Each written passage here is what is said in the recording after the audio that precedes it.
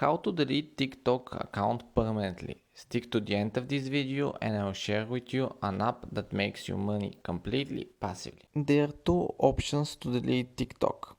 If you want to make yourself stop using TikTok, you can just uninstall the app.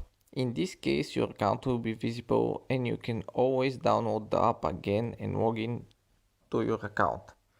To do that, tap on the icon of TikTok, hold, then click the info button and uninstall.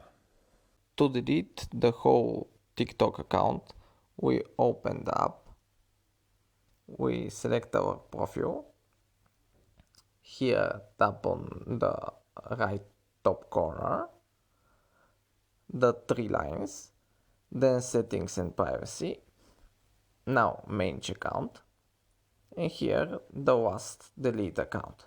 Click on it, select a reason or just press skip. Here you can request download all your data like videos and posts. If you don't, just click continue. And here this is the last screen. If you click continue, your account will be deactivated and for the next 30 days you can recover it. After that the account is permanently deleted. If you want to get more mobile apps knowledge in less than 2 minutes, subscribe to my channel.